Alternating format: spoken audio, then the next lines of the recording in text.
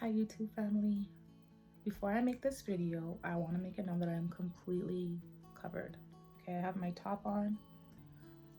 I have some pants on, so I'm fully dressed. The only thing I'm missing is some socks. So I'm fully dressed. I will try to lean back every now and then, so you guys remember that I have a top on. I don't want your mom, your dad to pass the screen and be like, who's this naked lady? No, I am fully dressed, okay? Fully dressed.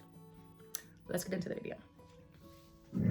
Could you imagine that the very thing that makes you you and makes you unique is also the very same source to you being insecure? So today we're gonna dive into birthmarks. We're gonna talk about what is a birthmark, how I got my birthmark, how I struggled with having my birthmark, how I gained my confidence. So we're gonna have a little discussion. I'm not too sure how long the video is gonna be, but let's get into it. So a birthmark is a congenital skin condition. Usually it's benign, meaning that it's not cancer related, and it's just harmless, right? But as I mentioned, it's a skin condition. It can range from size, location. So mine's on my upper left. It can range in color. Some can be a shade darker than you, maybe 2. Others can be pretty dark in complexion, like mine is pretty dark. So I was born with my birthmark. Initially, my birthmark didn't, it wasn't dark. And that's usually how birthmarks go. Usually they don't start getting its appearance and color within until the first month of the baby's life. Mine took a little bit longer than the first month. I would say the first couple of years of my life. It wasn't until I was in grade 3 that I noticed my birthmark. My mom said that when I was a baby, my birthmark was red in color. And I don't remember if it always stayed red or if it got dark in me. I don't remember. I just do remember that my life kind of felt like it was a change overnight. One day I'm wearing t-shirts and dresses, and the next I'm covering myself with hoodies to hide my birthmark. It literally felt like an overnight transition. And I started to notice my birthmark, I immediately started to feel insecure and just wanted to cover it up. So I did anything and everything to cover it up because it was very important to me to fit in. And when you're young, all you want to do is fit in. You see your peers and you see how your peers look, and you don't want to do anything that makes you look and feel different, because at that age, let's face it, kids are very mean. They have some of the best disses. They have the wildest imagination, so they can rip you to shreds. And I just never wanted to feel like there was something wrong with me, even though I noticed very, very early on, because as I mentioned, my birthmark's appearance started to really come in when I was in grade 3. So I just wanted to fit in. It was very, very important to me, and I just never wanted to feel misunderstood. I never wanted to feel like I never wanted to feel different. Growing up, it was very hard because there's just a lot of pressure, a lot of societal pressure on me to fit in, because no one in my family had a birthmark. None of my family members do. I'm the 5th child, and there's no one, absolutely no one. I'm the first one in my family. And watching TV, watching the news, going on the street, whatever it was, you never seen anyone with a birthmark, ever. And there was no one in my class in any of my schools that I went to that had a birthmark, or at least a visible one at that. So that fueled my motivation to hide it even more, because when people don't know about something, then there's a lot of ignorance and stigma around it. It's not until you see something often and your peers and talk about it or have it that the ignorance starts to go away. But you cannot learn about something that you simply do not know exists. And that pressure, I internalized it. I internalized it up until like maybe a couple years ago. It's been an ongoing battle for me in accepting myself, which only gets easier if you accept yourself. Oftentimes, birthmarks do have a very, very, very big emotional impact on a person, especially someone like me who has a very large birthmark. Like mine is at the upper left side, so my right side is okay, not affected, but my left side is. I'm getting confused. My left side is my upper left, so my birthmark stops here. It doesn't go below. It's literally just stops up until my left, like, side, down. So like, yeah. Can I say the word on YouTube? My boob area. But it does go on my back. And I don't know if you could see because my hair, but it does go back. But essentially it's just like literally my upper left side.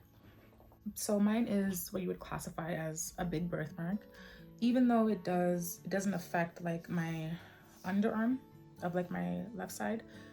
It is very, very big, and it's on my hand as well, on half of my hand.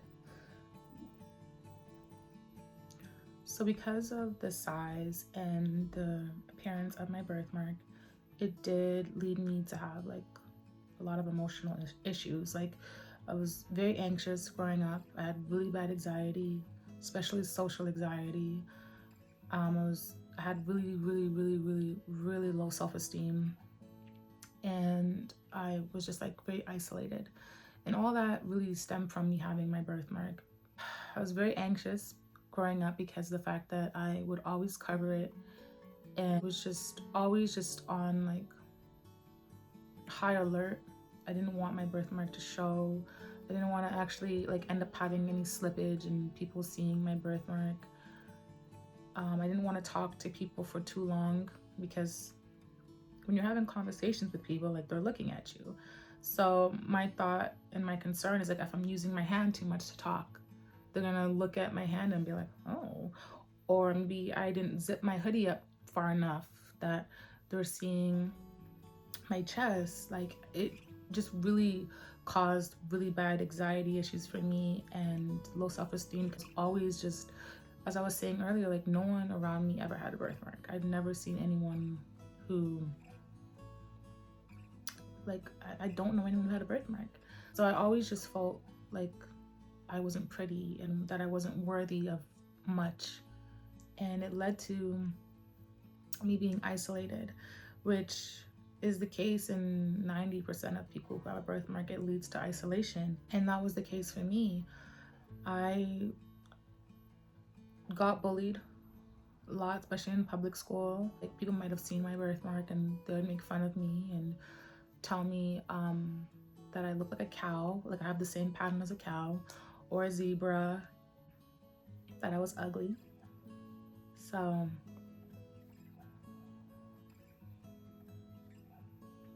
the best thing for me to do was just isolate myself. When I was at school, I would wear my hoodies.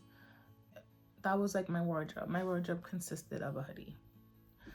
I wouldn't really wear like a long sleeve shirt because long sleeve shirts, I found at the time that they weren't very accommodating to my birthmark. I find with like a long sleeve shirt, they have like a U cut or a V cut, which obviously my birthmark is on my chest. So I just found like wearing a U cut or a V cut shirt was just not accommodating and would be easy to see my birthmark. So I always wore a hoodie so I could just zip it up and get the drawstring and tie it. And it was like that for me all the way up until I was in high school, I believe grade 11. So can you just imagine like the psychological impact it had on me? I remember this time where I was in grade 9 and I didn't tie my drawstring. So the hoodie was like very floppy in the back and a girl seen my birthmark And she immediately was like, oh my God, you have a birthmark, what is that? Like, it's so black. Like, she was just like, just calling it all out. And I was so petrified for anyone to like find out, because up until that point, like, no one knew I had a birthmark. No one knew, because I would even like put makeup on my hand, and it was like that for, at that point, basically all of my life. So I fought so hard to keep the secret. Like, I felt like Clark Kent, you know, no, he didn't want anyone to know he was Superman, or Hannah Montana. Like, just, I was keeping the secret from the world. So when she had called that out, I was like, oh my God, like, I am screwed. So I remember trying to like calm her down and like distract her, because she was blurting it out in front of the whole gym class, which, looking at it now, I'm pretty sure people knew that something was up, because I was literally known as the girl with the hoodie. I had different color hoodies, like red, pink, black, blue, yellow, like different color hoodies. I lived in hoodies, and it was like that from grade 3 on. Like, I lived in a hoodie. So I'm thinking I'm fitting in, but like, people know that something's up, because it's summertime, like 40-degree weather, and I'm coming to school wearing a hoodie. I'm doing gym class wearing a hoodie. I'm wearing a hoodie 5 days of the week, from Monday to Friday.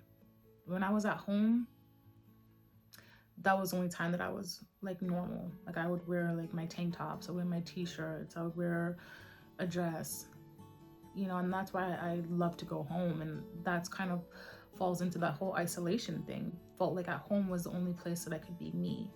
So I grew up just hiding a huge chunk of who I was. No one knew the real me. No one ever got to know the real me. Not to toot my own horn or anything, but I think I have a pretty good personality, you know? So no one ever got to know the real Zakia, and that was kind of the way I liked it. I experienced being bullied majority of my life, whether it was verbal, physical. I experienced it all. So it just worked for me to just hide who I was. I didn't feel like people would appreciate who I was, and I didn't think that people were going to be accepting of me and my flaws, or what I call my perfections. I will never forget the time where I went outside, and this is relatively recent. I went outside and I was wearing a dress, and this woman came up to me, and she was like, oh my God, what is that? Like, mind you, I'd never seen this woman ever, like a day in my life. And that time was the first and last time I've ever seen her. But she came up to me, as I mentioned, and she was like petrified. She was like, oh my God, what is that? And she had to ask me. And me, I was like, it's a birthmark. And she's like, oh my God, it's so big. And just walked away. And I felt so insecure. Like, I worked on loving myself. It's been an on and off again journey. It's been a very challenging one. Because even now in 2025, you don't see anyone with skin conditions. I mean, you're seeing it a little bit more, but mainstream media, you don't see anybody with skin conditions. Like, it's literally like unheard of, which it shouldn't be, because we're in 2025, but yeah. So I know that situation just made me feel so down on myself, and I can't lie, after that day, like, I kind of almost fell back into old habits where I didn't want to go outside and like show my skin. Even now, it's still a battle. You know, I can feel people looking at me. I can feel the stares. I hear the snickering remarks. Psychologically, it's still an uphill battle, which I don't fault people for being alarmed and being confused, because, as I mentioned, we don't have like a community for birthmarks. We don't have a safe space for people who have birthmarks, and we don't have a community for people who have birthmarks. So there's a lot of stigmas around it. There's a lot of confusion around it, and there's a lot of ignorance. And that same thing is kind of like where I struggle to like love myself and then fix myself. Like, it was just a confusing thing, because on the other hand, there is no community. So I'd love to want to make that community for people, but at the same time, I didn't think my soul was capable of being able to withstand the judgment. So I can't be an activist or ambassador if I'm simply like still petrified of people's opinions. So it was a very like confusing time for me.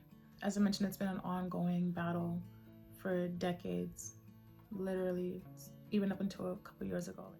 I really started to shift my perception in my birthmark was when I went to go see a dermatologist. Initially, it was not for my birthmark, because I have a scar right here. I got it a couple years ago from a dog bite, and I wanted to go to a dermatologist to inquire about getting it lasered. While I was there, I decided to also inquire about my birthmark. I had a jacket on, which I took off my jacket to show the dermatologist. When I tell you, that dermatologist looked at me like I had 10 eyes. Like, I had 10 eyes. Even a dermatologist who I'm sure has seen all different skin conditions is looking at me like I'm a freak show. I realized that this is who I am. This is who I am. And like, I have to be strong enough to not only accept myself, but to accept the world's opinions of myself. I can no longer hide, like, because to hide who I am means that I am ashamed of myself. And there's nothing for me to be ashamed of. Like, I have nothing to be ashamed about. Like, as I was born like this, I gotta really like love myself out here. And I don't want to hide who I am. I don't think anybody should hide who they are.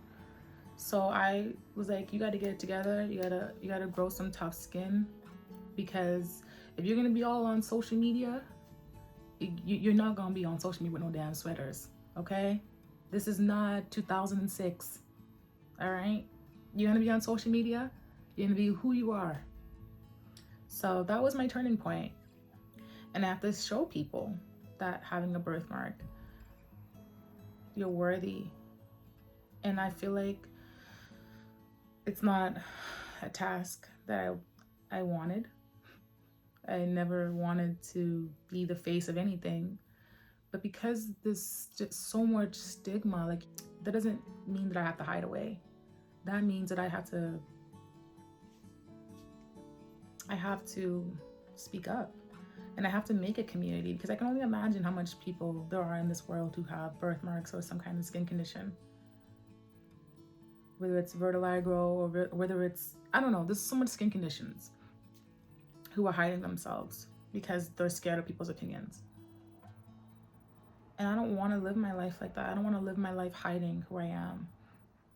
And so that means that I have to grow some tough skin, because social media will eat and chew you up, especially if they see that you look different. But for me, that moment with the dermatologist was my pivotal turning point, because I need to get rid of the stigma around birthmarks. I need to show people that this is who I am. Take it or leave it. Because I didn't get the option. Heck, I was born like this. So I had to freaking take it, okay? And if you want to watch me, be around me, you got to take it. This is who I am, and I don't want to conform to anybody. I don't want to be wearing hoodies anymore in the summertime. Mind you, I don't anymore, okay? But I'm not going back to that. I refuse to go back to that. So even though I don't want to be the face of the birthmark community, I do want to make a community for where people feel accepted, and they don't have to hide who they are. They don't have to isolate themselves. They don't have to give themselves unnecessary emotional damage, because they're so used to society showing you one thing, that they're taking on internalizing societal pressures. No, you are the pressure. You look like that, you look good. You are the pressure. You are applying the pressure, okay? Society is not going to make or break you. They'll try to. But if you understand that this is who you are, then it is what it is. And I always say, like, I'm not gonna cut my arm off to accommodate you. And I must say that Winnie Harlow, the model, has made it easier. You know, even though she has a different skin condition, I believe she does have vitiligo. Why do I say it like that? But anyways, vitiligo. She has a different skin condition than I do. Mine is a birthmark. I love how she is so prideful in who she is and has the mentality like, you can take me for who I am or leave me. And I think that more of us need to come out and embrace ourselves and love ourselves and show the world that there's nothing wrong with me. God made me just the way he made you. He made you perfect in his eyes, and he made me perfect in his eyes. Yes, I didn't always think I was beautiful, but I am, and I feel like my birthmark makes me even more beautiful. And as I get older, I couldn't imagine my life without it. I really couldn't. I'm prideful and I'm thankful that God made me the way that I am. I'm thankful that I have my birthmark, because there's so much people in this world. There's billions of people in this world. And this is me. Like, this makes me stand out. This is my uniqueness. When you see Zakia, you see Zakia, okay? There's no missing me. I'm right here in front of you. Having that mentality really helped to boost my confidence, because as I mentioned, this is who I am. I didn't make myself. I didn't create myself. I was created, and this is how I was created. So oftentimes when people look at me, they're like, oh, you're so confident. And it's like, I wasn't always this way. As I mentioned, it's been an ongoing journey.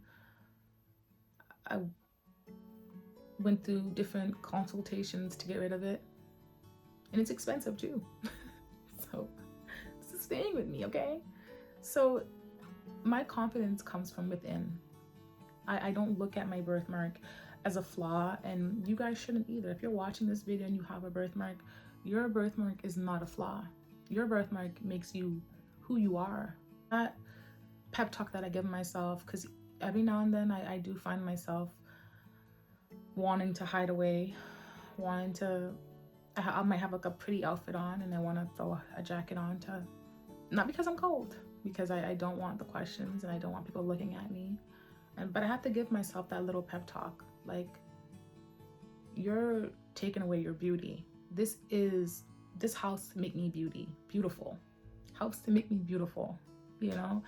Even though, you know, my face card is lethal, okay? The birthmark really does, I feel like it enhances my beauty and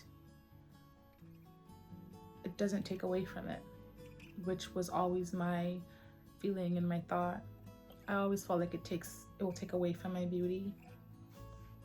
And it's very important to have a supportive community, because even though I do try to bring positivity and pride into my birthmark, I wouldn't be able to have such a strong mindset if it wasn't for my family. My family is very supportive.